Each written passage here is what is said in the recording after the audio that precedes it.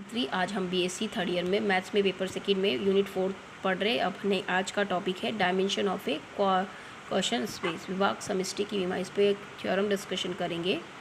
Theorem का statement ऐसे है, W be a subspace of a finite dimensional vector space V F, then यदि W एक परिमित वी में सदिश समष्टि वी एफ की एक उप समष्टि है तो क्या होगी, dimension V upon W is equal to simply dimension V minus dimension W.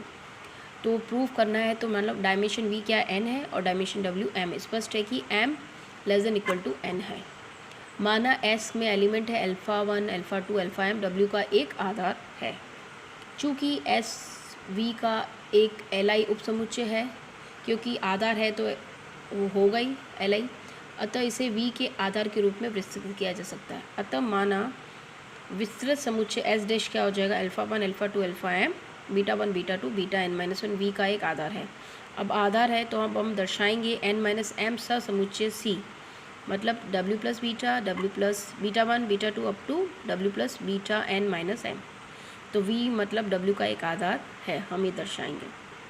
चूँकि c एल आई है, सबसे पहले हमें क्या प्रूव करना पड़ेगा, c एल आई है। तो माना इसके लिए एलिमेंट ले लिया a1, a2 up to an minus 1 belongs to f। ऐसे विद्यमान है कि a1 w plus beta 1 plus a2 w plus beta 2 up to an minus 1 w beta n minus 1 equal to w। तो v अपन w में शून्य अवयव है, ठीक है। तो अब है w plus a beta 1 plus a2 b2 up to an minus 1 beta n minus 1 belongs to w। जी ऐसे लिख सकते हैं। फिर इम्प्लाइज हो जाएगा a1 beta 1 plus a2 beta 2 up to an minus 1 beta n minus m equal to b1 alpha 1, b2 alpha 2 up to bm alpha m। चूँकि w के किसी अवयव को उसके आधार s के lc के रूप में व्यक्त कर सकते हैं, ये पता ही है, क्योंकि ये जो w के अवयव, क्योंकि s आपका क्या है, w का एक आधार है। तो अब a1 beta 1 plus a2 beta 2 plus an minus 1 beta n minus 1 minus b1 alpha 1, इसको मैंने ट्रांसपोजिशन करके प्रक्षाणांतरण करके इधर ले लिया, b1 alpha 1 minus b2 alpha 2 up to minus bm alpha m equal to 0। तो आप पता है ये क्या हो जाएगा, a1 0, a2 0 up to an minus 1 equal to 0, b1 0, b2 0, bm 0। तो इससे क्या मिल रहे हैं, ये एलिमेंट एस डैश आप देख लीजिए, यही एलिमेंट है। इसका मतलब एस डैश आपका, चूँकि ये पता है एस डैश एल आई है, तो ये एल आई के अवयव है, इसलिए हम ये एल आई में क्या होता है, सभी जो अदिश होते हैं वो ज़ीरो होते हैं। तो ज़ीरो हो गए, इसलिए हम लिख सकते हैं a1 0। तो इससे क्या लिख सकते हैं, a1 0, a2 0, तो इससे जो एलिमेंट लिए थे जीरो हो गए, तो इसका मतलब सी एल आई हो गया। अब हम क्या पूरे प्रूव करेंगे, लीनियर कॉम्बिनेशन के रूप में व्यक्त कर सकते हैं v upon W is equal to L C.